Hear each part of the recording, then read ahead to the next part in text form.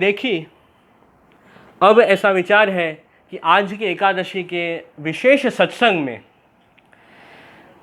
शिक्षा पत्र का कुछ स्मरण करें, शिक्षा पत्र का सत्संग करें, जिसमें श्री हरिराय महाप्रभु जी ने हमें जो आज्ञाएं की हैं, पुष्टि मार्गीय वैष्णव को अपना जीवन कैसे जीना, किस प्रकार पुष्टि भक्ति मार्ग के ऊपर चलना, वो बात श्री हरिराय जी ने हमें शिक्षा पत्र में बहुत ही सरल भाषा में समझाई है, जिससे प्रत्येक वैष्णव अपने कर्तव्य को समझ सके कि मुझे क्या करना है, पुष्टि मार्ग के ऊपर कैसे चलना है।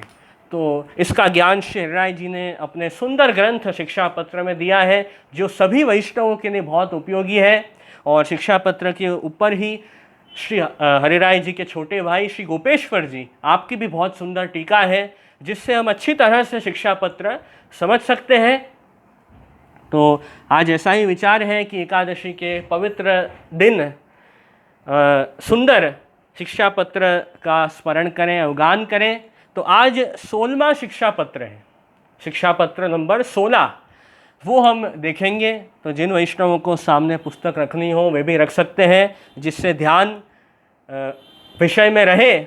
और पुस्तक आपके पास अभी नहीं है तो सिर्फ सुने ध्यान से, आप ध्यान से सुनो बस, और कुछ आवश्यकता नहीं है। सभी कामकाज को एक बाजू रख के अपना पूरा ध्यान विषय पर केंद्रित करें और समझें शिक्षा पत्र को। तो बहुत आनंद से आज का हम सत्संग करेंगे।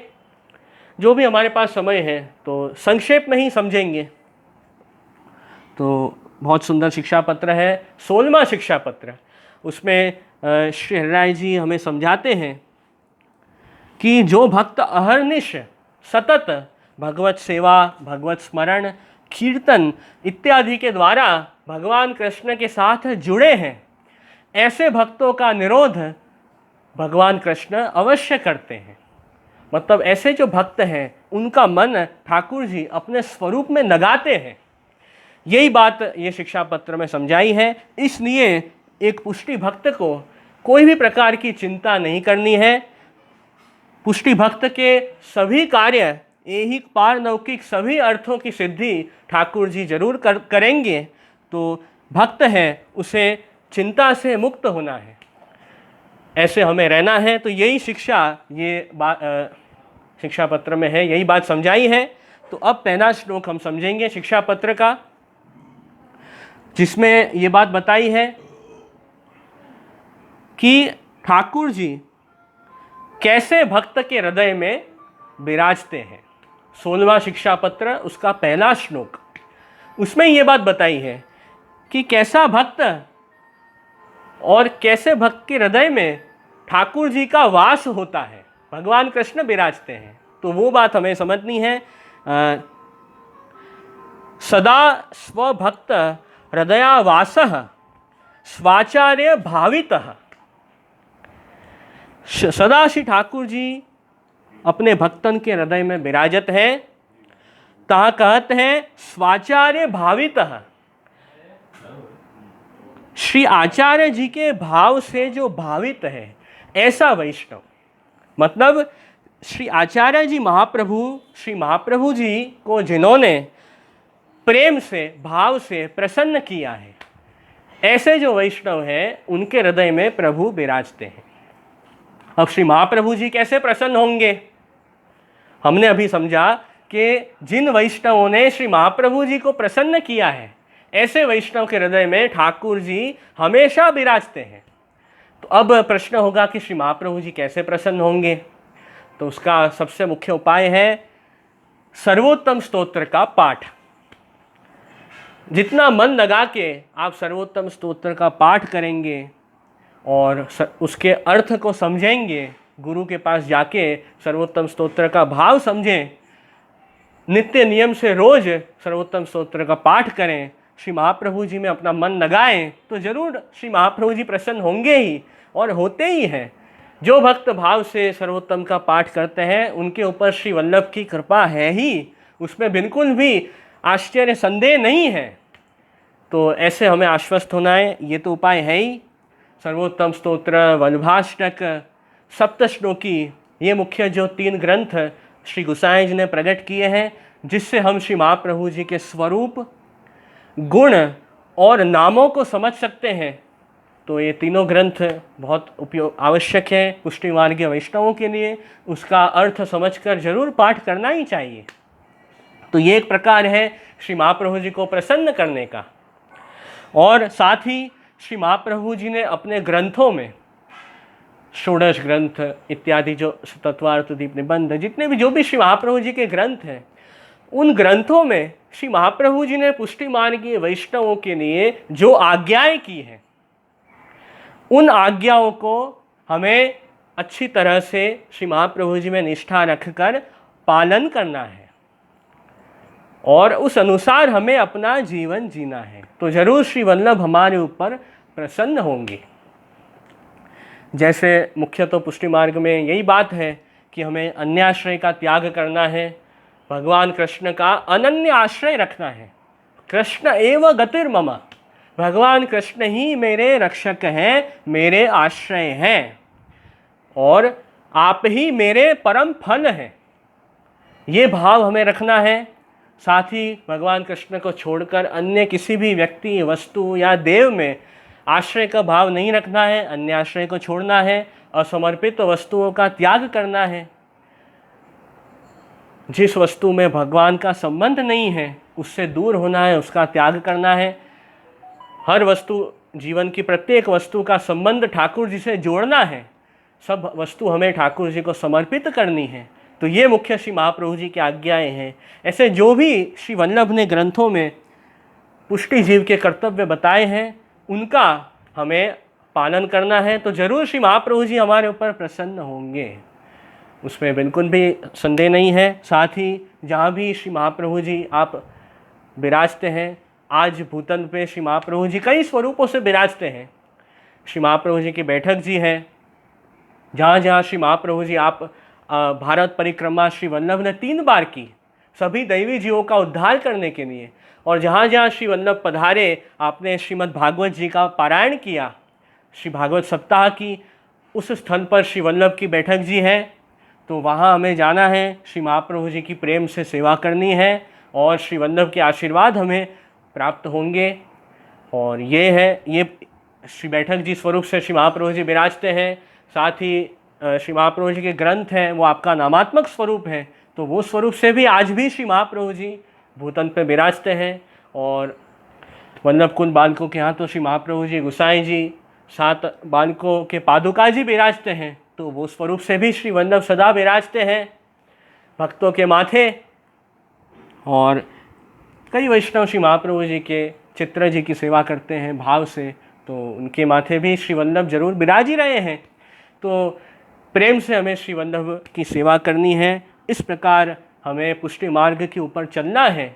तो जरूर श्री महाप्रभु जी हमारे ऊपर प्रसन्न होंगे। और श्री वल्लभ प्रसन्न हुए तो ठाकुर जी भगवान कृष्ण भी हमारे हृदय में विराजेंगे। वही बात यहाँ श्री हरिराय जी हमें समझा रहे हैं शिक्षा पत्र में। सदा स्वभक्त हृदयावासः स्व आचार्य भावितः। श्री आचार्य जी के भाव से भावित ऐसा वैष्णव होना चाहिए। वो बात यहाँ खास समझाने में आई है। तो देखो कैसे अपने श्री महाप्रभु जी के वैष्णव हैं, दामोदर दास सरसानी जी, कृष्णदास मेघन, कैसे भाव से श्री वल्लभ की सेवा की। तो और सदा श्री वल्लभ के कृपा पात्र सेवक हैं। सदा श्री वल्लभ की आज्ञा अनुसार उन्होंने जीवन जिया है। तो उनकी तो वार्ता हम पढ़ते हैं, देखते ही हैं कि किस प्रकार श्री महाप्रभु जी उनके ऊपर प्रसन्न हुए। तो वो भाव तो है ही, तो हम भगवदियों के चरित्र से समझते हैं। साथ में आगे श्री राय जी वर्णन करते हैं, यशोदा अति प्रिय। जो भगवान कृष्ण भक्तों के हृदय में विराजते हैं, उनका स्वरूप कैसा है, प्रभु कैसे हैं। तो कहा यशोदा अति प्रिय। श्री यशोदा जी को अति प्रिय मतलब श्री यशोदा जी के भी प्राण प्रिय ऐसे भगवान कृष्ण हैं। मतलब ये जो ब्रजभक्त हैं, नंदराय जी, श्री यशोदा जी, व्रज गोपिकाएं, सब गोप सखाएं, उनका ठाकुर जी में कैसा भाव था, कैसा भाव है कि खुद से भी ज़्यादा ठाकुर जी को प्रेम करते हैं। ऐसे ये सब ब्रज भक्त हैं। खुद से भी ज़्यादा प्रभु में प्रेम, ऐसा उनका सर्वात्म भाव है। ब्रज भक्तों का सर्व में यही भाव है, देह इंद्रिय प्राण अंतःकरण सर्व वस्तुओं में भगवत भाव है कि हमारा जीवन तो ठाकुर जी के लिए है, ठाकुर जी की सेवा के लिए है। ऐसा भाव उनके हृदय में है। तो हमारे प्राणों से भी ज़्यादा प्रिय तो भगवान कृष्ण है। ऐसी व्रज भक्तों की भावना है। और ठाकुर जी व्रज भक्तों से दूर हो जाते तो उन भक्तों को कैसा लगता कि जाने हमारे शरीर से प्राण ही निकल गए हैं।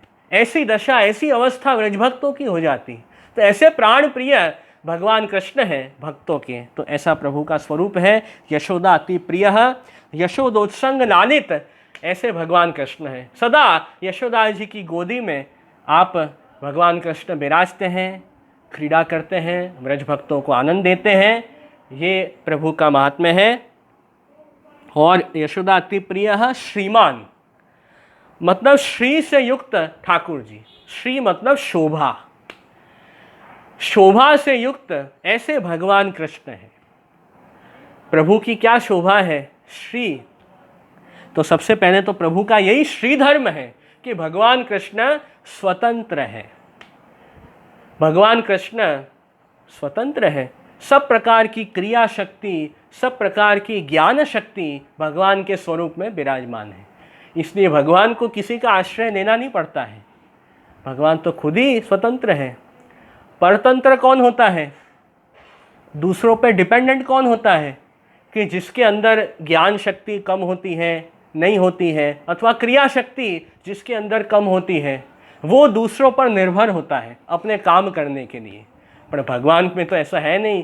भगवान के स्वरूप में तो निरअवधि क्रिया शक्ति और ज्ञान शक्ति विराजमान है। मतलब जिसका कोई अंत ही नहीं है, ऐसा अनंत भगवान का स्वरूप है और ऐसा अलौकिक सामर्थ्य प्रभु का है।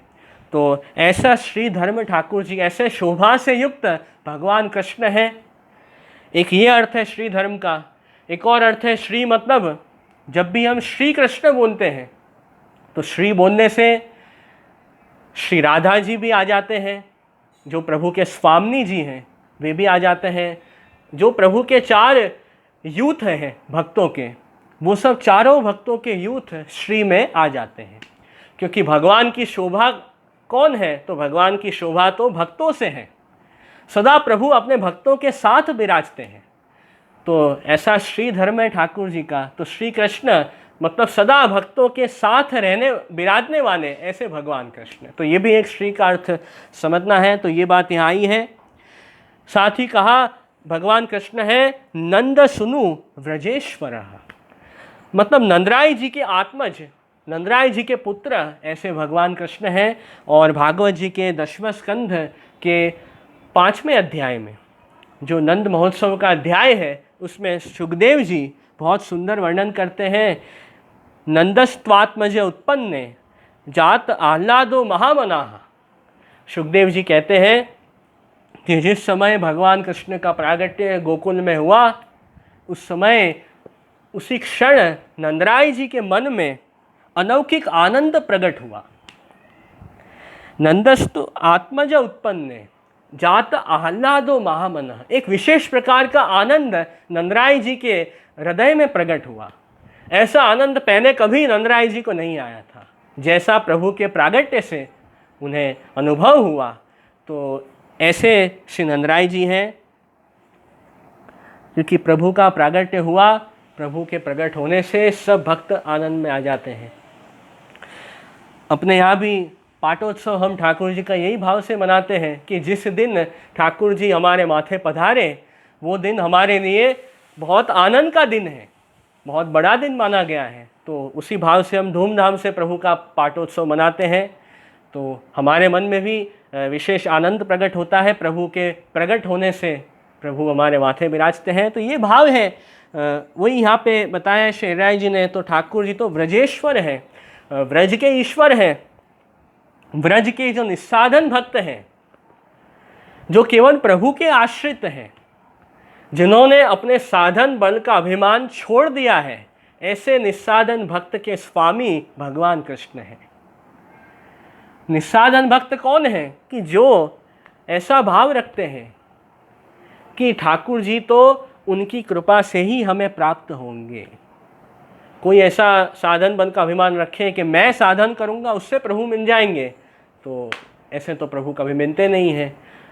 मैं इतने जप करूंगा, तप करूंगा, दान यज्ञ ये सब मैं धर्म के साधन करूंगा, उससे भगवान मुझे तुरंत मिल जाएंगे, उसमें क्या बड़ी बात है। तो ऐसे अभिमान रखने से तो कभी ठाकुर जी नहीं मिलेंगे। शास्त्रों में कहा है यमे वैश्य वृणुते तेन नभ्य। जिस जीव पर प्रभु की कृपा होती है, जिसका वर्ण प्रभु करते हैं, वही प्रभु को प्राप्त कर सकता है। तो व्रज के भक्त तो निस्साधन भक्त हैं, केवल प्रभु के कृपा के ही आश्रित हैं। तो ऐसे भक्तों के स्वामी भगवान कृष्ण हैं। तो ऐसे व्रजेश्वर प्रभु हैं। तो सदा व्रज ही में भक्तन के संग प्रभु विहार करत हैं, ये बात आई। ऐसे श्री कृष्ण पुष्टि मार्ग में सेव्य है। तो ऐसे ब्रजभक्तों के भाव से हम प्रभु की सेवा करते हैं पुष्टि मार्ग में। जैसे ब्रजभक्तों ने प्रेम से सर्वभाव पूर्वक, सर्वस्व समर्पण पूर्वक ठाकुर जी की सेवा की है, उसी प्रकार हमें भी ब्रजभक्तों की उनकी भावना रखते हुए प्रभु की सेवा करनी है। सर्वदा सर्वभावेन भजनीयो ब्रजाधिपः, श्री महाप्रभु जी भी आज्ञा करते हैं। तो वो भाव तो हमें अपने हृदय में रखना ही है। और यहाँ आगे बात आई कि ठाकुर जी भक्तों के हृदय में विराजते हैं। तो ये बात तो है ही। भागवत जी के 9वें स्कंध में भगवान श्री कृष्ण दुर्वासा जी प्रति आज्ञा करते हैं, स्वयं भगवान आज्ञा करते हैं कि साधवो हृदयम मह्यम साधुनाम हृदयम त्वहम। भगवान कहते हैं कि भक्तों के हृदय में मैं विराजता हूँ और मेरे हृदय में वो भक्त रहते हैं। ऐसे प्रभु आज्ञा करते हैं भागवत जी में, मद अन्यते न जानन्ति नाहम तेभ्यो मनागपि। भगवान कहते हैं कि ऐसा जो अनन्य भक्त है, जिसका मन सतत मेरे में ही लगा हुआ है, तो ऐसे भक्त के हृदय में मैं विराजता हूँ और मेरे हृदय में वो भक्त विराजता है। साथ ही मैं उस भक्त के अतिरिक्त दूसरा कुछ नहीं जानता हूँ और वो भक्त भी मेरे अतिरिक्त, मेरे अलावा दूसरा कुछ नहीं जानता है। तो ऐसा निरोध भक्त का भगवान में होता है और भगवान का भक्त में होता है। ऐसे परस्पर भक्त और भगवान का संबंध है। जिस प्रकार भक्त सब कुछ भूलकर भगवान में आसक्त हो जाता है, सब संसार आसक्ति छोड़कर भगवान में अपना मन लगाता है, उसी प्रकार भगवान भी सब कुछ भूलकर भक्त में आसक्त हो जाते हैं। ये परस्पर भक्त और भगवान का संबंध है। और यही बात भगवान श्री कृष्ण ने भी भगवत गीता में समझाई है कि समोहम सर्वभूतेषु न मे द्वेष्योस्ति न प्रियः ये भजन्ति तु माम भक्त्या मयि ते तेषु चाप्यहम्। भगवान कहते हैं कि मैं तो सब में सम हूँ, मुझे किसी से कोई द्वेष भाव नहीं है, न कोई प्रिय है, परंतु जो मेरे अनन्य भक्त हैं, जो मेरा प्रेम से भजन करते हैं, जो प्रेम से मेरी सेवा करते हैं, उन भक्तों के हृदय में मैं विराजता हूँ और मेरे हृदय में वो भक्त विराजते हैं। तो भागवत जी में भी यही आज्ञा करते हैं प्रभु, साथ ही भगवत गीता में भी यही बात प्रभु समझाते हैं। और अपने वार्ता साहित्य से भी हम ये भाव समझ सकते हैं कि किस प्रकार भगवान भी भक्त में तन्मय हो जाते हैं। जैसे गज्जन धावन की वार्ता देखें तो गज्जन धावन का मन श्री नवनीत प्रिय जी में आसक्त हुआ। उनको व्यसन अवस्था सिद्ध हो चुकी थी, मतलब गज्जन धावन एक क्षण भी, एक सेकंड भी ठाकुर जी के बिना नहीं रह सकते थे। ऐसी अवस्था पर वे पहुँचे। तो एक समय की बात है, तो गज्जन धावन तो हमेशा श्री नवनीत प्रिय जी के पास ही बैठे रहते, ठाकुर जी के मंदिर में ठाकुर जी के सामने बैठ जाते, जो सेवा ठाकुर जी देते भाव से करते, अनेक प्रकार के खेल ठाकुर जी के साथ करते और सेवा के समय तो प्रभु के सामने बैठते, ठाकुर जी के अनवसर हो जाते तो भी गज्जन धावन ठाकुर जी के मंदिर में ही रहते। ऐसा एक विशेष अधिकार प्रभु ने उन्हें दिया। एक बार गज्जन धावन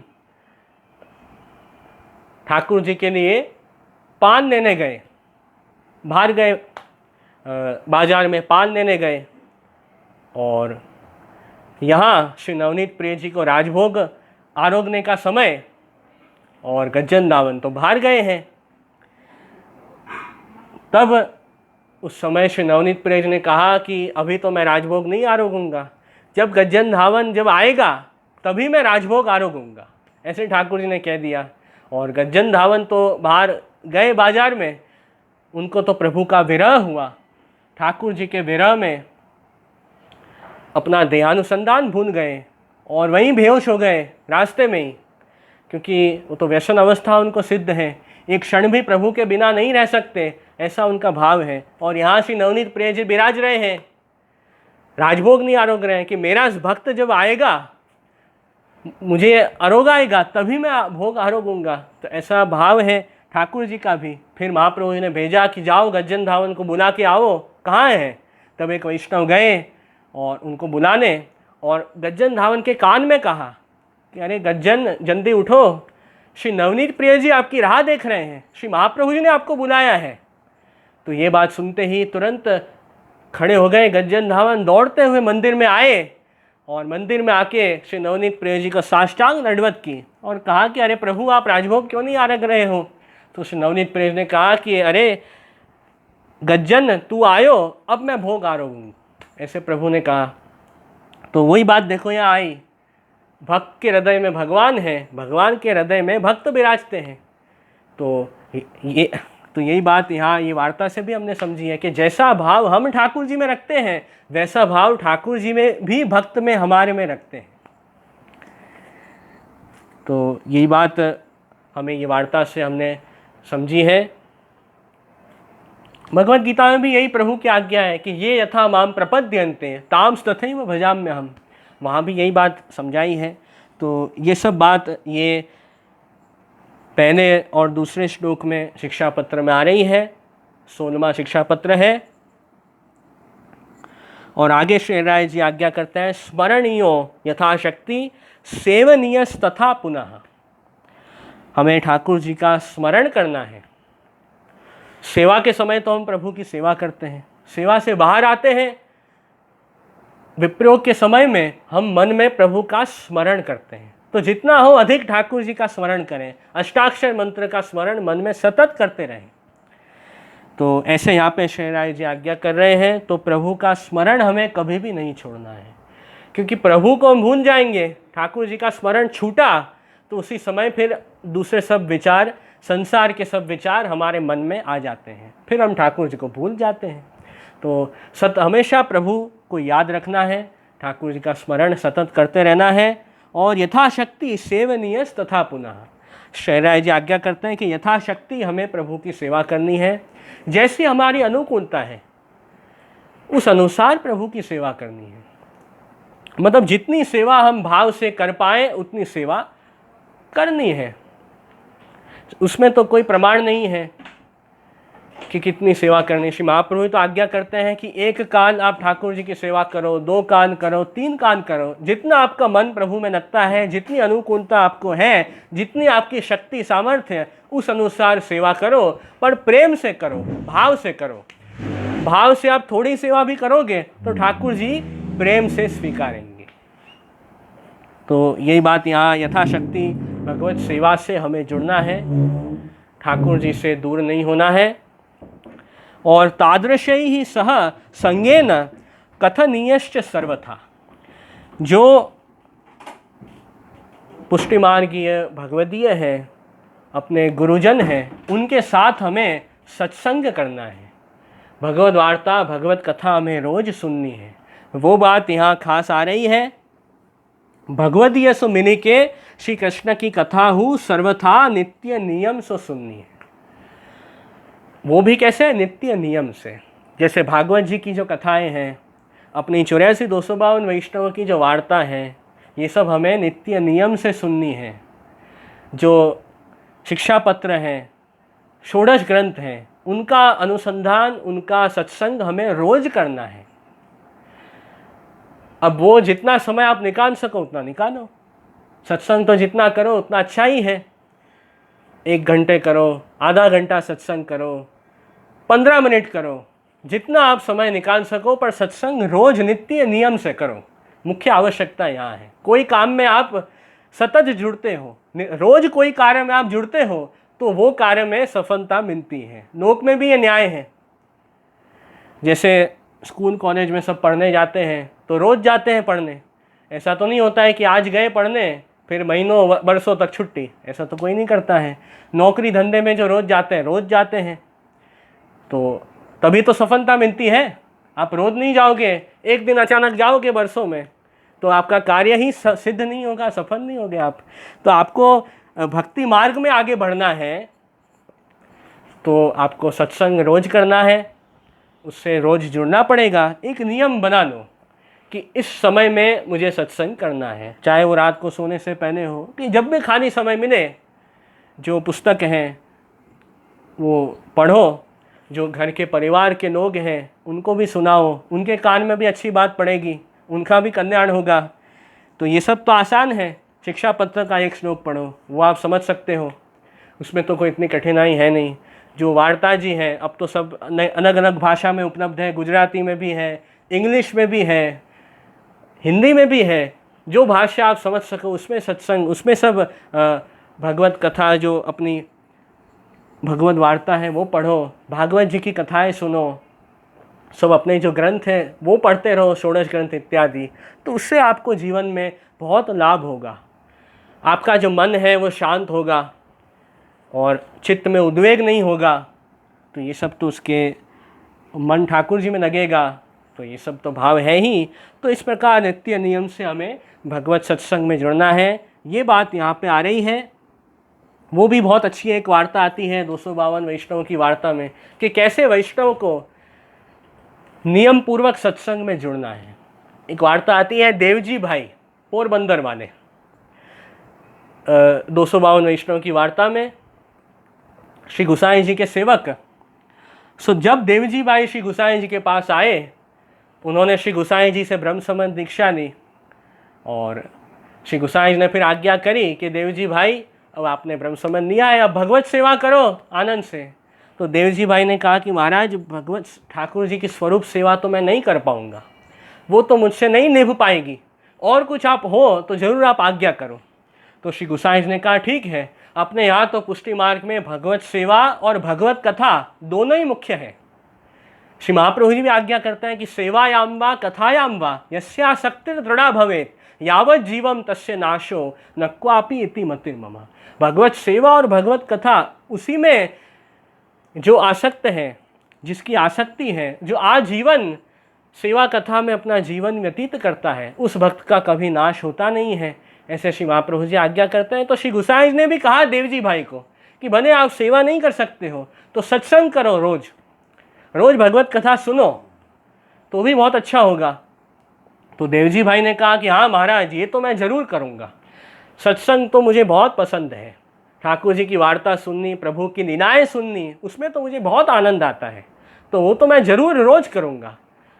ऐसे देवजी भाई ने कहा। तो उन्होंने नियम बना लिया कि रोज़ उनके गांव में वैष्णवों की मंडली होती, सब मिलके सत्संग करते। तो रोज़ देवजी भाई जाते सत्संग में, रोज़ भाव से जाते। एक भी दिन ऐसा नहीं होता कि वो देवजी भाई सत्संग में न गए हों, ऐसा उनका भाव सत्संग में। फिर एक दिन ऐसा हुआ कि देवजी भाई की तबीयत थोड़ी बिगड़ी, थोड़ी अशक्ति आई शरीर में, थोड़ा बुखार आया, तो सत्संग में नहीं जा पाए। तो उस दिन उनको मन में बहुत विरह हुआ, बहुत दुख हुआ कि देखो रोज़ मैं जाता हूँ सत्संग में, आज नहीं जा पाऊँगा। ऐसा दुख हुआ क्योंकि जो कार्य हम रोज़ करते हैं, भगवत कार्य, रोज़ ठाकुर जी के दर्शन करते हैं, रोज़ प्रभु की सेवा करते हैं, रोज़ सत्संग में जाते हैं, अब जिस दिन हम नहीं जा पाते हैं उस दिन मन में दुख भी होता है, मन में ताप होता है कि अरे देखो आज मैं ये भगवत कार्य नहीं कर पाया, तो देखो आज का दिन तो मेरा वेस्ट गया। ऐसा भाव वैष्णव के मन में आता है। तो देवजी भाई विचार रहे हैं कि अब वो आज का दिन मेरा सत्संग के बिना गया, अब क्या होगा। ऐसे मन में विचार रहे हैं। और यहाँ सत्संग मंडली में जो वैष्णव रोज मिलके सत्संग करते हैं, उन्होंने सोचा कि देखो रोज देवजी भाई सत्संग में आते हैं, आज नहीं आए हैं तो जरूर कुछ कारण होगा। तो आज हम सब वैष्णव मिलके देवजी भाई के पास जाते हैं, उनके खबर पूछते हैं। तो उस दिन वैष्णव मंडली के सब वैष्णव जो सत्संग में जाते हैं वो सब देवजी भाई के पास उनके घर में आए। और देवजी भाई को पता चला कि सामने से मेरे घर सब वैष्णव आए हैं, तो बहुत खुश हो गए। प्रेम से सब वैष्णव को बुलाने गए, अपने घर पे उन्होंने बुलाया और भाव से उन्होंने सबको घर में बिठाया और बहुत खुश हो गए। तो उस दिन भी देवजी भाई ने पूछा वैष्णवों को कि अरे आज सत्संग में कौन सा विषय चला, आज कौन सी लीला ठाकुर जी की आपने सत्संग में की, कौन सा ग्रंथ आज सत्संग में चला। ऐसे उन्होंने सब वैष्णवों को पूछा। उनको तो ये जानने की तालावेली है कि आज सत्संग में क्या हुआ जो मैं नहीं सुन पाया। तो ऐसा भाव उनके अंदर आया। तो सब वैष्णव ने बताया कि आज हमने ये ठाकुर जी की कथा सत्संग में सुनी है। तो उन्होंने सुना, उनको बहुत आनंद हुआ मन में। और यही ठाकुर जी से देवजी भाई ने विनती की कि ये जो मेरा सत्संग का नियम है वो कभी नहीं छूटे, ऐसे ही मैं प्रभु से आशीर्वाद चाहता हूँ। तो ये भाव वार्ता में आया है, बहुत सुंदर वार्ता है। तो ये जो बात आई शिक्षा पत्र में कि नित्य नियम से श्री कृष्ण की कथा सुननी, तादृश ही सह संगेन कथनीयश्च सर्वथा। गुरुजनों के साथ मिलकर, भगवदियों के साथ मिलकर प्रभु सत्संग करें, तो ये बात हमें जानने मिलती है। फिर आगे के श्लोक में शहराय जी आज्ञा करते हैं, तीसरे श्लोक में, अहर्निशम व्रजाधीशम प्रपंच अस्मृति साधकः स्वकीय पक्षपाती च निजासत्या निरोधकृत। ऐसे शहराय जी तीसरे श्लोक में आज्ञा करते हैं कि अहर्निश भगवत स्मरण, भगवत सेवा, भगवत कथा, भगवत वार्ता, उससे अहर्निश जो वैष्णव जुड़े रहते हैं तो उससे क्या होगा, तो वो बात आगे तीसरे श्लोक में आप समझाते हैं। उससे जो प्रपंच है, जो संसार है, संसार आसक्ति है, वो धीरे धीरे हमारी कम हो जाती है। जितना समय हम भगवत सेवा स्मरण सत्संग में देंगे, उससे जो हमारी संसार आसक्ति है, जो संसार में अटैचमेंट है, वो धीरे धीरे कम होता है और ज़्यादा से ज़्यादा मन ठाकुर जी में लगता है। क्योंकि हम दुखी क्यों होते हैं? दुख का मुख्य कारण है संसार आसक्ति। जितना ज़्यादा हम संसार में अटैच होंगे, जितनी ज़्यादा हम संसार में अटैचमेंट बढ़ाएंगे, उतने ही दुख हमें ज़्यादा आएंगे। ये तो सत्य बात है, यही सत्य हकीकत है। और जितनी संसार आसक्ति कम होगी, जितना अधिक ठाकुर जी में चित्त लगेगा, उतना दुख हमें नहीं आएंगे और जितना ज़्यादा सुख हम अनुभव करेंगे। तो अहर्निशम व्रजाधीशम प्रपंच अस्मृति साधक। संसार आसक्ति आपकी धीरे धीरे छूटती जाएगी। अब ऐसा नहीं होगा कि एक साथ ही संसार को आप त्याग दोगे, एक साथ एक दिन में ही संसार में से आसक्ति छूट गई, ऐसा नहीं होगा। ये तो धीरे धीरे पूरी प्रक्रिया है। रोज आप भगवत धर्म में जुड़ोगे तो धीरे धीरे आपके अंदर वो भगवत भाव आएगा, धीरे धीरे संसार आसक्ति कम होगी और अपने हृदय, अपने अंतःकरण धीरे धीरे शुद्ध होगा। अंतःकरण में जो ये मैल भरा है, संसार रूपी रोग, वो धीरे धीरे हमारा कम होगा। तो ये बात आई है। तो सत्संग सेवा के तो बहुत लाभ है और दुख भी सब चले जाएंगे और हम सुख आनंद की अनुभूति करेंगे। तो अहर्निश हमें भगवत धर्म में जुड़ना है, वो बात यहाँ पे शहरीराय जी हमें समझाते हैं। और हमारा जो निरोध है वो ठाकुर जी के स्वरूप में होगा। निरोध मतलब प्रपंच विस्मृति पूर्वक भगवत आसक्ति, संसार आसक्ति छोड़ के प्रपंच की विस्मृति होकर फिर जो भगवान में आसक्ति होती है, उसी को निरोध कहा जाता है। तो वो निरोध हमारा ठाकुर जी में सिद्ध होगा। और फिर यहाँ पे हरिराय जी आज्ञा करते हैं कि प्रभु कैसे हैं, तो स्वकीय पक्षपाती। जो प्रभु के अंतरंग भक्त हैं उनका पक्ष हमेशा ठाकुर जी लेते हैं। उनके पक्षपाती भगवान कृष्ण हैं। मतलब प्रभु सदा अपने भक्तों की रक्षा करते हैं। जैसे प्रहलाद जी की रक्षा ठाकुर जी ने की है। प्रहलाद जी प्रभु के अनन्य भक्त हैं, सदा ठाकुर जी का स्मरण करते रहते हैं। और उनके प्रहलाद जी के पिता हिरण्यकश्यपु, वो तो असुर थे, वो तो भगवान कृष्ण को नहीं मानते थे, भगवान के विरोधी थे। उन्होंने बहुत प्रयत्न किए, बहुत प्रहलाद जी को समझाया कि बेटा प्रहलाद, भगवान को मानने की जरूरत नहीं है, भगवान का स्मरण मत करो, भगवान की सेवा मत करो। पर प्रहलाद जी तो मानते नहीं। प्रहलाद जी तो सतत ठाकुर जी का स्मरण करते। और इस कारण हिरण्यकश्यपु को ये बात पसंद नहीं आई, बहुत दुख दिए प्रहलाद जी को, प्रहलाद जी को मारने का बहुत प्रयत्न किया। फिर भी प्रहलाद जी को कुछ भी हानि नहीं हुई। प्रहलाद जी तो आनंद से प्रभु का स्मरण करते। और प्रहलाद जी की रक्षा करने स्तंभ में से, खंबे में से साक्षात श्री नरसिंह भगवान प्रकट हुए और आपने प्रभु ने उनको बचाया है। जीवन की हर परिस्थिति में ठाकुर जी ने प्रहलाद जी की रक्षा की है। प्रहलाद जी को तो कितने दुख दिए हिरण्यकश्यपु ने, बड़ी बड़ी चट्टानों से फेंक दिया, हाथी उनके ऊपर छोड़ दिए, हाथी के नीचे कुचलने का प्रयत्न किया, सांप जहरीले होते हैं वो उनके ऊपर छोड़ दिए उनको मारने के लिए, फिर भी उनको कुछ नहीं हुआ प्रहलाद जी को। अंत में होलिका को कहकर उनको अग्नि में जलाने का भी प्रयत्न किया प्रहलाद जी को, फिर भी प्रहलाद जी का बाल भी बांका नहीं हुआ। वो तो प्रभु की भक्ति में आनंद से मस्त रहते थे। ऐसे भक्त हैं। तो जो भगवान के अनन्य भक्त हैं, ऐसे भक्त के पक्षपाती भगवान कृष्ण हैं, स्वकीय जनों के पक्षपाती हैं। ऐसे यहाँ पे श्री राय जी आज्ञा करते हैं। तो ऐसे भक्त हैं, उनको कालादिक कुछ बाधा नहीं पहुँचा सकते हैं। श्री गोसाई जी भी आप चतुश्लोकी में आज्ञा करते हैं, भगवत्येव सततम स्थापनीयम मनः स्वयं, कानोयम कठिनोपि श्री कृष्ण भक्तान न बाधते। प्रभु में जिन्होंने अपना मन लगा दिया है, ऐसे जो भक्त हैं, उनको ये कलिकाल है, कलयुग है, कुछ भी बाधा नहीं पहुंचा पाएगा। ऐसे वहां पे कहा है, कलयुग ऐसा युग है जिसमें पाप ज़्यादा होते हैं, मनुष्य की बुद्धि भी खराब होती है, वो सब बात है, परंतु कलयुग में बहुत बड़ा गुण भी है। क्या गुण है कलयुग में?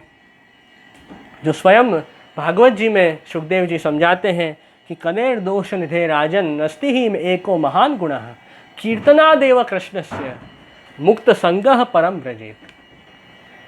कलयुग में बहुत बड़ा गुण है कि केवल प्रभु के नामों का संकीर्तन करने मात्र से जीव मुक्त हो जाता है, सब दुखों से छूट जाता है।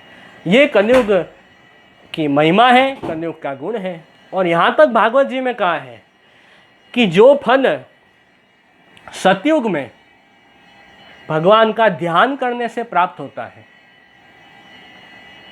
त्रेता युग में जो फल बड़े बड़े यज्ञों से प्राप्त होता है, द्वापर युग में और जो फल द्वापर युग में विधि पूर्वक भगवान की पूजा करने से प्राप्त होता है, वही फल कलयुग में केवल भगवान का नाम लेने मात्र से प्राप्त हो जाता है। तो इतना महात्म्य कलयुग का बताया है। मतलब भक्त है उसको तो कलयुग बाधक नहीं बन सकता है, भक्त के लिए तो कलयुग बाधक नहीं है, ऐसा भाव यहाँ पे बताया है। तो हमारी भक्ति में कलयुग कोई प्रतिबंध नहीं पहुँचा सकता है, तो ऐसा महात्म्य है। और साथ ही आगे श्री राय जी समझाते हैं, स्मरणीय कृपा पारावारो विदित रूपवान। भगवान की कृपा है वो तो अपार है, भगवान कृष्ण तो परम कृपालु है। कैसे कृपालु है ठाकुर जी? तो वो बात भी भागवत जी में समझाई है। भागवत जी के 6ठे स्कंध में वर्णन है कि अज्ञानाद अथवा ज्ञानाद उत्तम श्लोक नामयत संकीर्तितम अघम पुंसाम दहे देधो यथा ननः, कि जिस जीव का वर्णन ठाकुर जी ने किया है, जो दैवी जीव है, वो चाहे अज्ञान से अथवा ज्ञान से किसी भी प्रकार से भगवान कृष्ण का नाम लेता है तो उस जीव के सब पाप नष्ट हो जाते हैं। कैसे? कि जैसे अग्नि है वो काष्ठ लकड़े को कैसे भस्मीभूत कर देती है, उसी प्रकार हमारे अंतःकरण के जो दोष हैं, हमारे जो पाप हैं, वो सब केवल भगवान के नाम लेने मात्र से दूर हो जाते हैं। ऐसा भगवत नाम का महात्म्य है। ऐसे कृपालु ठाकुर जी हैं जिन्होंने ऐसा अपना नाम का महात्म्य प्रकट किया है। तो ये प्रभु की पुष्टि है, प्रभु की कृपा है। वो बात भागवत जी में आई है। और स्वयं श्री महाप्रभु जी भी आप नवरत्न ग्रंथ में आज्ञा करते हैं, अज्ञानाद अथवा ज्ञानाद कृतम आत्मनिवेदनम, यही कृष्ण सात्कृत प्राणई ही तेषाम का परिदेवना। मतलब उसका ये श्लोक का अर्थ है कि जो जीव श्री महाप्रभु जी के शरण आया है, जिसने ब्रह्म संबंध दीक्षा ली है, ऐसा वैष्णव जो भगवत सेवा और स्मरण आदि जो भगवत धर्म है वो चाहे जान के करे, मतलब ज्ञान लेके करे, मतलब प्रभु के स्वरूप को समझे, खुद कौन है वो समझे, वो हुआ ज्ञान के साथ। मतलब ज्ञान के साथ भगवत सेवा करें सब समझ के, अथवा अज्ञान से करें। कैसे भी जीव ठाकुर जी की सेवा कर रहा है, भगवत धर्म में जुड़ रहा है, ठाकुर जी का स्मरण कर रहा है, तो उस जीव को जरूर ठाकुर जी स्वीकारते हैं। ऐसे श्री महाप्रभु जी आज्ञा करते हैं। अज्ञान से, ज्ञान से, अथवा जिस जीव ने अपने प्राण ठाकुर जी के अधीन कर लिए हैं, जो व्यसन अवस्था को जो जीव पहुंच चुका है, ऐसा जो भक्त है, भले कोई भी भक्त हो, महाप्रभु जी की कहानी से, श्री महाप्रभु जी के संबंध से वो जीव पुष्टि मार्ग में आया है, भगवत धर्म में जुड़ा है, तो उसके द्वारा की हुई भगवत सेवा स्मरण ठाकुर जी प्रेम से स्वीकारते हैं। वो बात यहाँ आई है ये नवरत्न ग्रंथ में। तो इस बात से हमें भी समझना है कि ऐसी कृपा है ठाकुर जी की, ऐसे कृपालु है भगवान कृष्ण, जो जीव के द्वारा कुछ भी जो भगवत धर्म जीव करता है, थोड़ी सेवा करता है, थोड़ा नाम लेता है ठाकुर जी का, तो भी प्रभु प्रेम से स्वीकारते हैं। तो ये प्रभु का महात्म्य है। तो ये सब बात जो है वो 16वें शिक्षा पत्र के 3 और 4 श्लोक में आई है।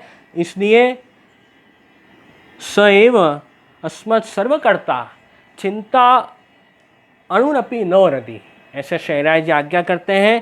ताते प्रभु ही हमको अपनो जानी सर्व कार्य सिद्ध करेंगे, ताते भगवदीय को लौकिक वैदिक की चिंता तथा अपने उद्धार की चिंता हो ना ही कर्तव्य है। किसी भी प्रकार की चिंता हमें नहीं करनी है कि मेरा उद्धार होगा कि नहीं होगा, मेरे सब कार्य सफल सिद्ध होंगे कि नहीं, ऐसी कोई चिंता हमें नहीं करनी है। प्रभु हमको अपना जानते हैं। जो जीव ठाकुर जी के शरण जाता है, प्रभु कहते हैं कि ये तो मेरा जीव है, मैं इसका स्वामी हूँ। ऐसे प्रभु जीव को अपना जानते हैं, तो उसका उद्धार तो ठाकुर जी करेंगे ही, उसमें हमें चिंता नहीं करनी है। तो ये बात आई है यहाँ 4 श्लोक में। फिर आगे 5वें श्लोक में श्री राय जी आज्ञा करते हैं, सतामप्य सताम वापी स्वकीयानाम कृपानिधि ही करिष्यति स्वतः सर्वम अतश्चिंता न कापी ही। तो ये 5वें श्लोक में श्री राय जी आज्ञा करते हैं, प्रभु की यह प्रतिज्ञा है जो भक्तन के ऊपर सदा कृपा ही करते हैं। प्रभु तो कृपा के निधि हैं और प्रभु का नाम भी है त्रिविध नामावली में भक्ताधीनाय नमः। ठाकुर जी तो भक्तों के अधीन बन जाते हैं। ऐसे भगवान कृष्ण हैं। यशोदा जी ने ठाकुर जी को रस्सी से बांधा, तो ठाकुर जी यशोदा जी के भाव के कारण, उनकी भक्ति के कारण अधीन बन गए और स्वयं रस्सी में बंध गए। जो भगवान को कोई बांध नहीं सकता है, वे प्रभु भी भक्त के प्रेम के कारण, भाव के कारण बंध जाते हैं। तो ऐसे भक्त अधीन ठाकुर जी बनते हैं। तो ये प्रभु ऐसे कृपा निधि ठाकुर जी हैं। ऐसा कृपा का समुद्र प्रभु के स्वरूप में विराजता है। तो ये बात खास आई है 5वें श्लोक में। फिर 6ठे श्लोक में श्री राय जी समझाते हैं, सत्संग अभावतो नित्यम असत्संग स्वभावतः वर्तते विषय आवेश चक्रारूढ़ेव मनमति। अब श्री राय जी कहते हैं कि एक भक्त है जो पुष्टि मार्गीय वैष्णव है, उसको कौन सी चिंता होती है, उसको, उस वैष्णव को मन में कैसा दुख होता है। तो उस बात को यहाँ पे ये 6ठे श्लोक में श्री राय जी ने समझाया है कि सत्संग का अभाव है। आज की स्थिति कैसी है, आज के युग की, वो श्री राय जी यहाँ पे हमें समझा रहे हैं कि आज के जीव ऐसे हैं जिनको सत्संग प्राप्त होता नहीं है, बहुत कम मिलता है, और जो दुस्संग है वो बहुत अधिक मात्रा में प्राप्त होता है। ऐसा आज का युग है और ऐसे ही सब जीव हो गए हैं। तो उस जीव का उद्धार कैसे होगा। सत्संग, हमने देखा कि सत्संग से मन ठाकुर जी में लगता है, ये सब तो बहुत अच्छी बात है, पर सत्संग मिलता ही नहीं है। आज के युग की स्थिति ऐसी कि दुस्संग, जो खराब संग है, वो सबसे ज़्यादा मिलता है। दुस्संग मतलब ऐसा संग जो हमें ठाकुर जी से दूर करे, उसे ही दुस्संग कहते हैं। मतलब जिसके संग से हम ठाकुर जी से बहिर्मुख होते हैं, हमारा जो प्रभु के प्रति भाव है वो कम हो जाता है, उसे ही दुस्संग कहते हैं। मतलब दुस्संग हमको मिलता है, उससे क्या होता है कि सेवा सत्संग में से हमारा मन हट जाता है, सेवा में इंटरेस्ट नहीं आता है, सत्संग करने में ज़्यादा रुचि नहीं होती है, केवल संसार के भोग भोगने में आनंद आता है। तो ऐसा क्यों होता है? क्योंकि दुस्संग ज़्यादा है और सत्संग नहीं मिल रहा है, इसलिए ऐसा होता है। वो बात यहाँ ही है, ठाकुर जी में, श्री महाप्रभु जी में, वल्लभ कुल में, वैष्णवों में प्रेम भाव नहीं जागता है, तो वो है दुस्संग का प्रभाव। अपन तो कहते हैं कि हरि गुरु वैष्णव में तीनों में भगवत भाव रखना है, तीनों में आदर भाव रखना है, वो भी नहीं आता है क्योंकि दुस्संग का प्रभाव बहुत ज़्यादा है। और प्रभु की जो लीलाएं हैं उसमें भी संदेह उत्पन्न होता है, उसमें भी लोग दोष दृष्टि रखते हैं कि ये भगवान ने बराबर नहीं किया, ऐसे क्यों भगवान ने लीला की है, ऐसे भगवान की लीला में भी दोष दृष्टि रखते हैं। भगवान के स्वरूप को भी प्राकृत लौकिक समझते हैं। जो अज्ञानी हैं, जो मूर्ख लोग हैं, वो ठाकुर जी के स्वरूप को नहीं जानते हैं, प्रभु के स्वरूप में ही दोष दृष्टि करते हैं, और ठाकुर जी भगवान कृष्ण को सामान्य मनुष्य जैसा समझते हैं। तो ऐसे जीव हैं। तो ये सब क्यों होता है? दुस्संग से होता है। दुस्संग के कारण मनुष्य की बुद्धि खराब हो जाती है। और कई बार होता है कि पहले तो बहुत सत्संग करते होते हैं, बहुत सेवा में आते हैं, बहुत अच्छे पाठ करते हैं, जप करते हैं, पर दुस्संग होता है, फिर सब छूट जाता है।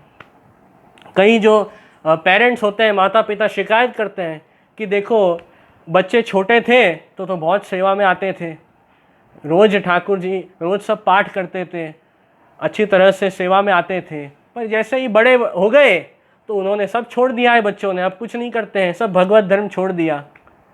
ऐसे कई पेरेंट्स की शिकायत होती है, कई माता पिता कहते हैं। तो उसका मुख्य कारण है दुस्संग। सत्संग उनको नहीं मिल रहा है, और जहाँ जाते हैं, स्कूल जाते हैं, कॉलेज जाते हैं, बाहर जाते हैं, सब जगह ऐसे लोग मिलते हैं कि जो ठाकुर जी से दूर करते हैं। तो दुस्संग की मात्रा बहुत ज़्यादा है और सत्संग की मात्रा तो है ही नहीं, बहुत कम है। तो भगवत भाव कैसे बढ़ेगा? तो वही चिंता, वही दुख श्री राय जी यहाँ ये 6ठे श्लोक में आप प्रकट कर रहे हैं कि ये एक वैष्णव के लिए चिंता की बात है। ऐसी अलौकिक चिंता तो हमें रखनी चाहिए कि किस प्रकार हम ज़्यादा से ज़्यादा ठाकुर जी के सन्मुख हों, ऐसी चिंता तो हमें रखनी चाहिए। तो ये सब बात खास समझनी है। जैसे जैसे हम सत्संग करेंगे वैसे हमारे अंदर दीनता का भाव आएगा। सत्संग से अहंकार नहीं बढ़ना चाहिए कि मैं बहुत जानता हूँ, मैं बहुत ज़्यादा सेवा करता हूँ, मेरे जैसा दूसरा कोई नहीं है, ऐसे अभिमान नहीं आना चाहिए।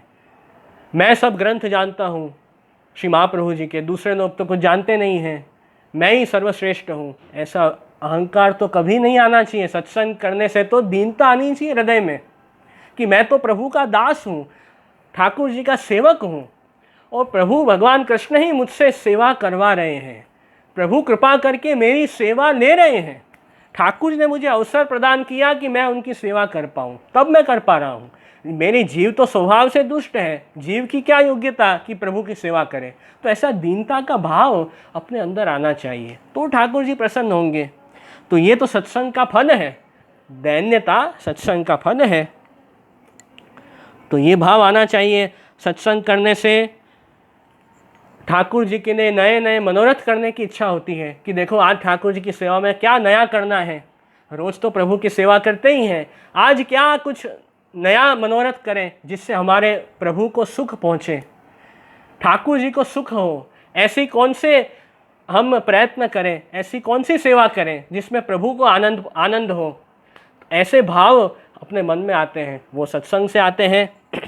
जैसे अधिक मास चल रहा है तो अपने अंदर ऐसी भाव होनी चाहिए कि अब अधिक मास में तो हमें एक अवसर मिला है, एक एक्स्ट्रा महीना हमें मिला है जिसमें हम ज़्यादा ठाकुर जी से जुड़ पाएँ। तो उस अवसर का हमें लाभ उठाना चाहिए, ज़्यादा से ज़्यादा भगवत सेवा करनी चाहिए, ठाकुर जी के नए नए मनोरथ करने चाहिए। अब कई वैष्णव पूछते हैं कि अधिक मास में कौन से मनोरथ करें। बहुत प्रश्न, बहुत बार वैष्णव ने पूछा। तो मनोरथ तो बहुत हैं, जो आप अपनी शक्ति सामर्थ्य अनुसार जैसी आपकी अनुकूलता है करें मनोरथ। ठाकुर जी को फूल मंडी का मनोरथ कर सकते हो अधिक मास में, ठाकुर जी को हिंडोला पन्ना में जुला सकते हो, नाव में ठाकुर जी को पधरा के नाव चला सकते हो जल में। बहुत मनोरथ है, उसका तो कोई अंत ही नहीं है, अपने यहाँ सेवा तो अनंत है। तो मनोरथ कई प्रकार के हैं। तो ऐसे ज़्यादा से ज़्यादा ठाकुर जी से जुड़े।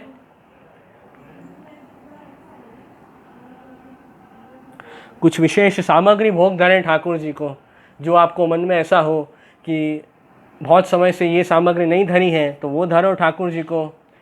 ऐसे अलग अलग प्रभु प्रसन्नता के लिए उपाय करो, वही तो सेवा है। ठाकुर जी के सुख के लिए, प्रभु की प्रसन्नता के लिए जो भी उपचार करते हैं उसे ही सेवा कहते हैं। ऐसे भाव से आप करो तो ठाकुर जी प्रसन्न होंगे।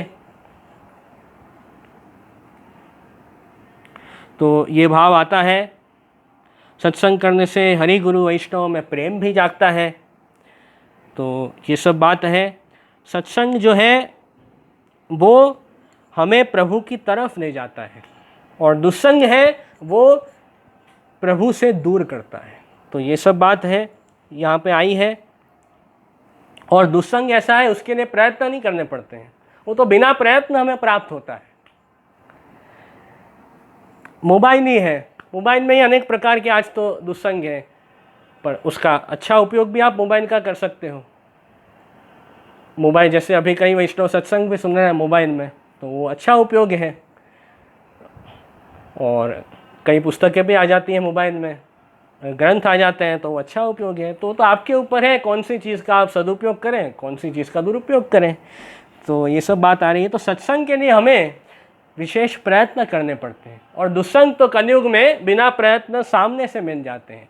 तो उसलिए हमें सावधान रहना है, कलयुग में दुस्संग से बचना है। वो बात श्री राय जी यहाँ पे समझाते हैं। और दुस्संग से क्या होता है, संसार का आवेश हमारे अंदर आ जाता है। तो श्री महाप्रभु जी आज्ञा करते हैं संन्यास निर्णय ग्रंथ में, विषयाक्रांत देहानाम नावेशः सर्वथा हरे हैं।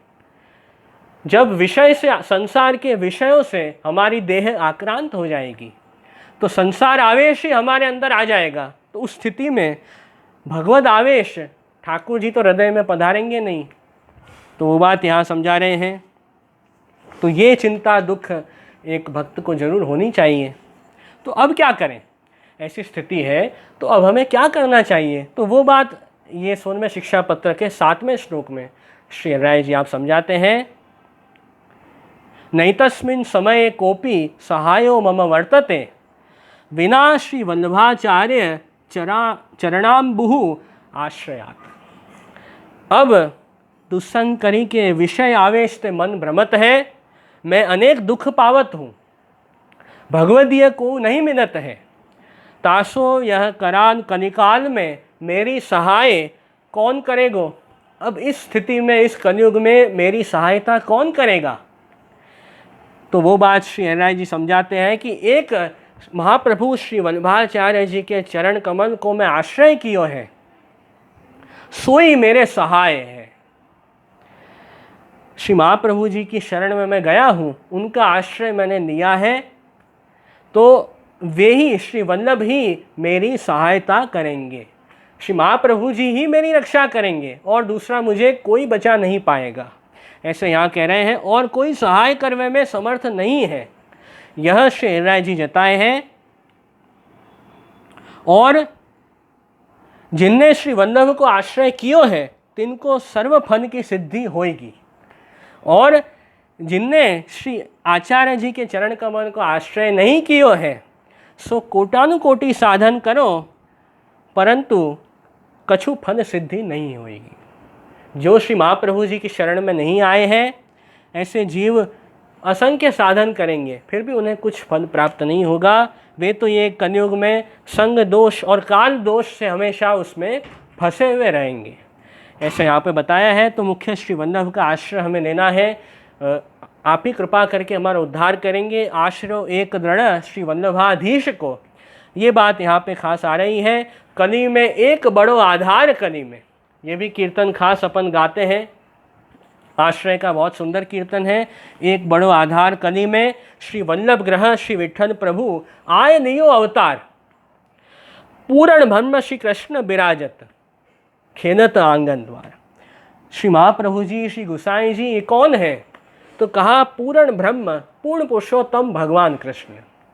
यही कृष्ण भगवान आचार्य गुरु स्वरूप से भूतन पे पधारे हैं हमारा उद्धार करने के लिए। तो एक बड़ो आधार कली में तो श्री महाप्रभु जी हमारे आधार हैं, हमारे आश्रय हैं, और कोई हमें नहीं बचा पाएगा। यही भाव ये कीर्तन में आ रहा है। माधव दास चरण शरण आए, ते उतरे भव पार। अब जो श्री वल्लभ की चरण शरण में आए, वे ही ये संसार सागर को पार कर पाएंगे, दूसरे नहीं कर पाएंगे। तो गुरु हैं, वे तो कर्णधार हैं, वे गुरु ही हमारी नैया पार लगाएंगे, और तो कोई नहीं लगा पाएगा। जैसे भागवत जी में भी समझाया है, और श्री गोपीनाथ जी ने भी साधन दीपिका में समझाया कि गुरु तो कर्णधार है। मतलब जैसे आप उदाहरण से समझें कि हमारा जो देह है, शरीर, वो क्या है? तो वो नाव है, और नाव कहाँ चलती है? समुद्र में।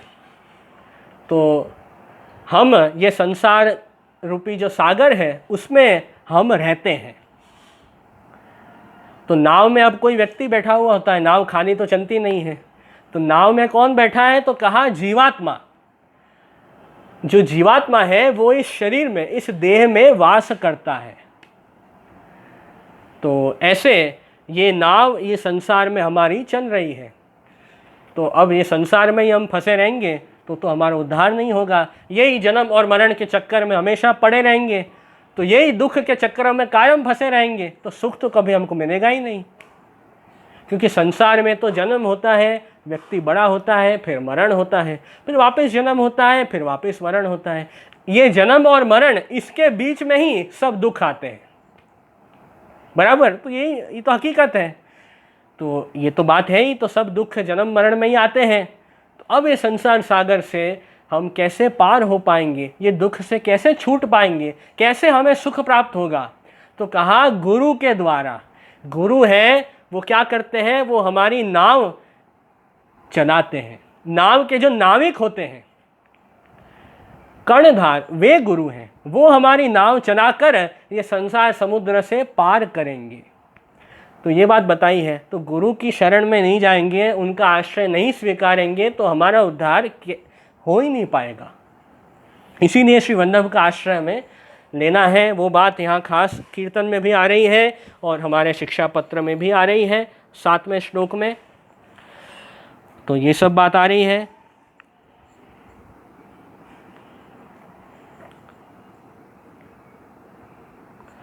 तो अब 8वें श्लोक में भी शहराई जी आज्ञा करते हैं कि ततश्च्युता मति ही कान बलात् केवल लौकिके नित्यम स्थिता ततो भीतिर भूयसी जायते हृदि। अब ये श्लोक में आप श्री समझाते हैं कि कलयुग ऐसा प्रभाव है कलयुग का कि इसमें क्या होता है, सगरो ज्ञान धर्यो रहत है। जो भी ज्ञान है वो सब धरा रह जाता है और केवल लौकिक ही कार्य बनी आवत है। कलयुग में स्थिति ऐसी होती है कि जो लोक के कार्य हैं वो ज़्यादा होते हैं और नित्य लौकिक कार्य में स्थिति है ता करी अपने हृदय में बहुत भय वारंवार पावत हूँ। ये सब जो चिंता है वो किसको होगी, कि जो भक्त है जिसको अपने उद्धार की चिंता है उसे ये सब चिंता होती है। बाकी जो प्रवाही जीव है जो संसार में मस्त है उसको ये सब चिंता नहीं होगी। तो जो दैवी जीव है वे उन्हें इस प्रकार का भाव मन में आएगा। तो वो बात यहाँ पे हरिराय जी समझा रहे हैं कि मुझे तो ऐसा भय है, एक भक्त को तो ऐसा भय होता है कि देखो मेरा समय मेरा जीवन ऐसे ही जा रहा है केवल लौकिक कार्य करने में। सुबह उठते हैं, सब कामकाज करते हैं और फिर रात हो जाती है, रात को सो जाते हैं। तो ऐसे ही दिन के दिन वेस्ट हो रहे हैं लौकिक कार्यों में, कुछ नया तो जीवन में हो नहीं रहा है। तो ये सब काम तो पशु भी करते हैं। आप जो एनिमल्स होते हैं, जो पशु होते हैं, वे भी सोते हैं, जागते हैं, खाते हैं, पीते हैं, सब वस्तु का सबका भोग करते हैं, पशु भी करते हैं और मनुष्य भी वही कर रहे हैं। तो उसमें फिर नवीनता क्या है मनुष्य और पशु में? तो वही बात बता रहे हैं कि केवल लौकिक का कार्य में स्थिति है तो उसका जीव का उद्धार नहीं होगा। तो क्या करें? तो ये भय है और ये काल का जो भय है वो कैसे निवृत्त होगा वो भी यहाँ बताया कि जैसे परीक्षित राजा को काल को भय भयो, तब प्रभु की कृपा से सुखदेव जी भगवदी आए और काल भय निवृत्त कियो। जैसे अपन भागवत जी की कथा देखें तो परीक्षित राजा, उनसे एक ऋषि मुनि का अपराध हो गया था परीक्षित राजा से, जिस कारण जो श्रृंगी जो ऋषि मुनि के पुत्र हैं उन्होंने परीक्षित राजा को श्राप दिया कि आपने ऐसे सिद्ध तेजस्वी ऋषि मुनि का अपराध किया है, इसलिए आपको 7 दिन के बाद जो तक्षक नाग है वो डस लेगा जिससे आपकी मृत्यु हो जाएगी। तो वो काल भय परीक्षित राजा को आया, पर फिर भी उनको जो काल है वो उनका कुछ बिगाड़ नहीं सका, क्योंकि प्रभु की कृपा से सुखदेव जी जैसे भगवती है परीक्षित राजा को प्राप्त हुए और सुखदेव जी ने भागवत कथा परीक्षित राजा को सुनाई, जिससे उनको कोई दुख कोई काल का भय नहीं हुआ और आनंद से उन्हें प्रभु की प्राप्ति हुई है। तो वो बात बता रहे हैं। उसी प्रकार हमें भी सत्संग से ही ये काल भय दूर करना है। तो वो बात यहाँ समझाई है। फिर आगे 9वें श्लोक में शहराज ने समझाया कि किम को वेद भगवान करुणात्मा चिकीर्षति न जाने तेन मे चेतः खिन्नम भवति सर्वथा। अब जो करुण आत्मा जो भगवान है उनके अभिप्राय को कौन जाने, काहू सो नहीं जाने हो जाते हैं। मतलब भगवान की क्या इच्छा है वो कोई जान नहीं सकता है। कोटानुकोटि साधन करो परंतु भगवान के हृदय के अभिप्राय को ज्ञान न होए। प्रभु की इच्छा तो हम जान नहीं सकते हैं। कायते जो भगवान की करुणा होए तो सर्व जाने हो जाए। भगवान कृपा करे भक्त पे तो जरूर भक्त जान सकता है कि प्रभु क्या चाहते हैं, क्या प्रभु की इच्छा है। तो प्रभु कृपा से ही साध्य है। वो बात यहाँ बता रहे हैं। ताते मैं अपने चित्त में सो जाता ही प्रभु की कृपा नहीं, ताता ही सर्व कार्य में दुख ही दुख है। प्रभु की कृपा नहीं है तो दुख ही दुख है संसार में, ऐसे बता रहे हैं ये 9वें श्लोक में। और प्रभु भी अपनी इच्छा जो अपने अनन्य भक्त होते हैं उनको जताते हैं कि प्रभु की क्या इच्छा है। तो वो तो भगवत कृपा से ही शक्य है, उसके बिना नहीं समझ सकते हैं। तो वो बात यहाँ 9वें श्लोक में आई। फिर 10वें श्लोक में तो इस शिक्षा पत्र का समापन श्री हरिराय जी ने किया है। या अंतिम श्लोक है कि विशेषः प्रेमजित पत्राद बोधव्यः सकनोपि ही अनेन एव वयम किंचित स्वास्थ्यम मन्यामहे हृदः। अब अंतिम श्लोक में श्री हरिराय जी कहते हैं कि विशेष समाचार श्री हरिराय जी के एक खास सेवक हैं, उनका नाम है प्रेम जी। तो आपने कहा कि ये सब बात तो मैंने बताई शिक्षा पत्र में, और इससे भी अधिक सब बात मैंने अपने जो सेवक हैं प्रेम जी, उनको पत्र में और भी सब कई इसका विस्तार समझाया है, तो वो पत्र से भी आप समझ लेना, ऐसे अपने भाई गोपेश्वर जी को श्री हरिराय जी ने कहा है। तो ऐसे कृपा करके श्री हरिराय जी अपने सेवकों, अपने वैष्णवों को भी सब पत्र लिखते जिसमें सब सत्संग की बात आप समझाते। गोपेश्वर जी को तो आपने पत्र लिखे ही है श्री हरिराय जी ने, शिक्षा पत्र जो प्रसिद्ध है। उसी प्रकार अपने जो वैष्णव हैं, जो प्रेम जी आपके सेवक हैं, उनको भी आप सब पत्र में लिख के सब बात पुष्टि मार्ग की आप समझाते। ऐसे कृपा सागर श्री हरिराय जी हैं। वो बात भी हम ये श्लोक से समझ सकते हैं। फिर यह जानी हृदय में किंचित स्वास्थ्य धीरज है जो प्रभु कृपा हो करेंगे। अब हमें हृदय में ये धीरज है, धैर्य है कि नहीं, हम श्री महाप्रभु जी के मार्ग में आए हैं, श्री वल्लभ की शरण में आए हैं, तो जरूर प्रभु की कृपा तो हमारे ऊपर है ही और प्रभु कृपा करेंगे ही। तो ये जानकर मन में कुछ स्वस्थता है, मन में धीरज धैर्य है, ऐसे श्री हरिराय जी आज्ञा करते हैं। तो इस प्रकार ये 16वां शिक्षा पत्र, जिसके 10 श्लोक हमने समझे, संक्षेप में, बाकी विस्तार करने जाए तो बहुत विस्तार हो सकता है, पर संक्षेप में सरल भाषा में मैंने आपको समझाने का प्रयत्न किया है। मुझे तो प्रभु के गुणगान गाने में, शिक्षा पत्र समझाने में बहुत आनंद आया। आप सभी वैष्णवों ने भी सुना है तो जरूर आनंद आया ही होगा। तो अब यहीं आज का जो अपना सत्संग है वो समापन करते हैं आश्रय का पद गान करके। और आज